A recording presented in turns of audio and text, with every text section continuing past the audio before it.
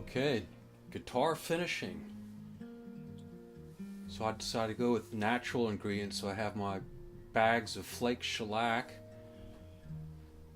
and my pads or wads for doing some French polishing.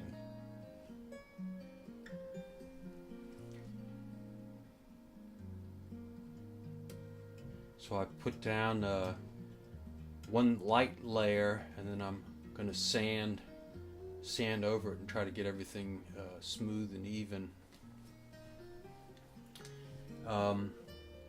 Pore filling on this mahogany has open pores, so I'm using Timbermate, and I'm adding a little bit of brown color to it. I'm using the natural Timbermate. So I've mixed up the Timbermate with warm water, put in a little color, and now I'm putting it on the back. Doesn't look too good right now. Okay, so I got an even coat of Timbermate pore filler. Let that dry. You can see the difference in the color. The sides don't have any pore filler. Now I'm sanding it down. So you want to just fill the pores and not have a lot of excess. Here you can see I'd already put the Timbermate on the sides as well.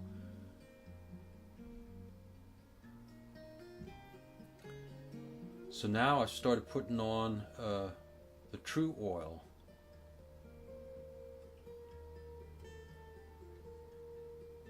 And after I did a coat of True Oil, I went ahead and I'm going to start doing the routing now for the binding before I do any finishing on the side. So here's my little rig with a Dremel tool and a homemade rig, and I've got a router bit.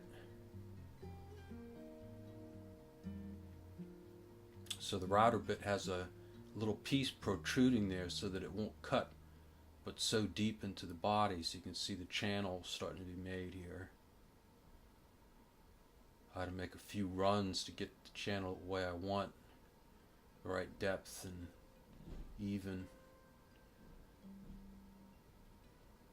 Took a fair amount of time and passes to get it all done.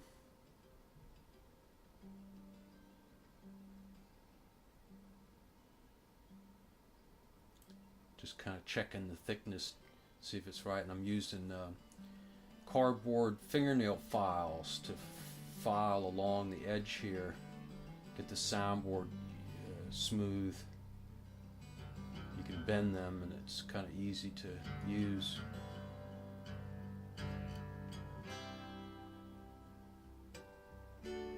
Now putting in the binding. Got it all taped up. Used forgot the name of that glue for that.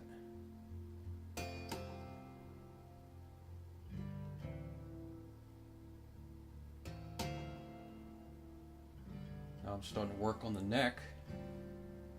Again, using the Timbermate. This was Spanish cedar neck, so the pores aren't quite as open, but this will help fill them in. I'd put a little bit of shellac on the front too, just initially.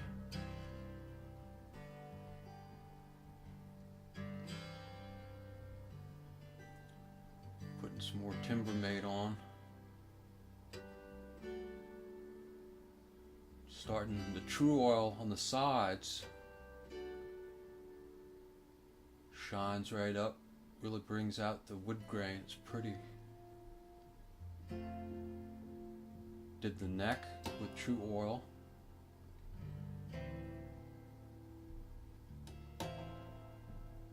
Here's the two together. Haven't done too much to the top yet. Here you can see the difference with the True Oil with and without.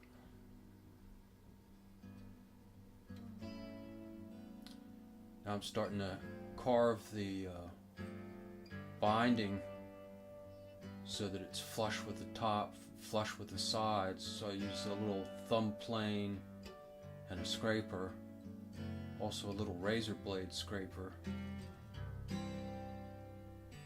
Now getting ready for the nut. You can see a little piece of nut material here, and I'm cutting the slot for that. Now you can see I put some of the amber shellac on the front. I think it was a 3-pound cut.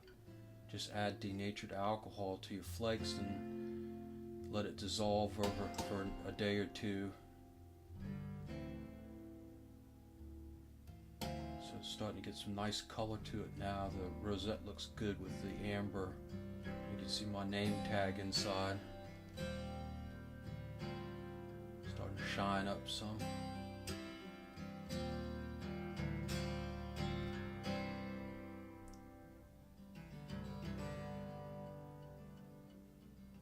Bought a triple O case so I can just keep it protected while I'm still working on it. Make sure everything's dry before I put it in the case.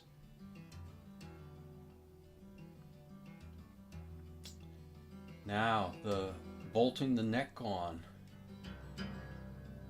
and deciding on the bridge placement. There's pretty strict formulas for how to place the bridge. It has to be done just so. So you can see I got out my rulers.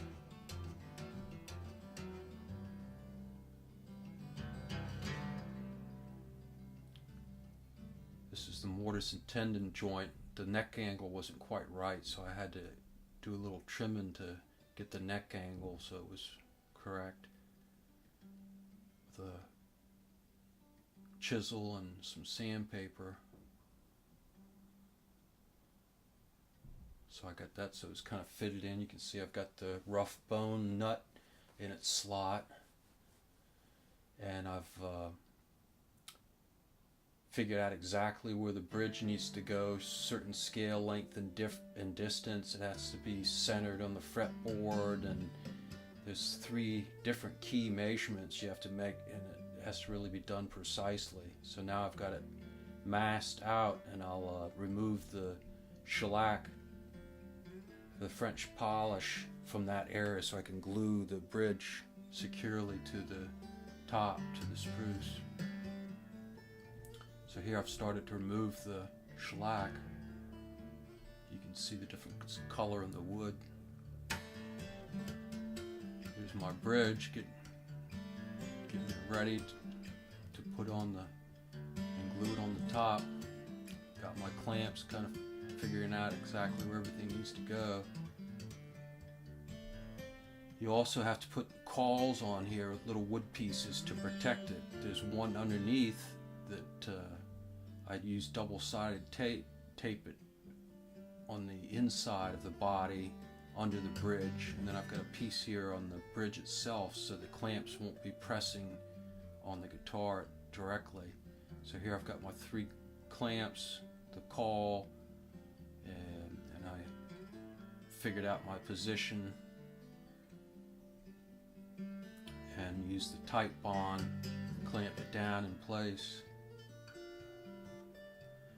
Now I'm ready to work on the nut, so I've got to get the nut shaped up. I cut the length so it was correct and had to sand the width, the depth a little bit so it fits in between the neck and the headstock piece.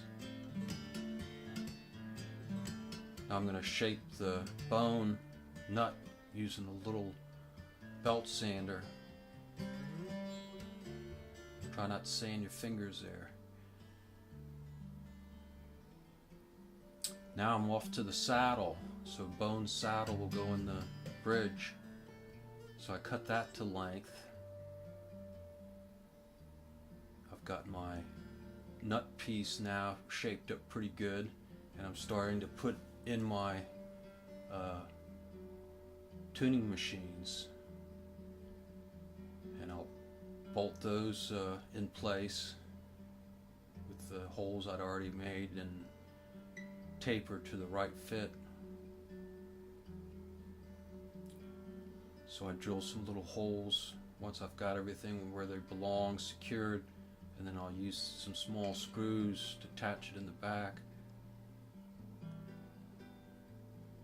Now I'm using my little awl to put in my wooden pegs to hold the strings in place. So you have to drill the holes in and then taper them so that the pegs will fit in just right to hold the strings snugly, but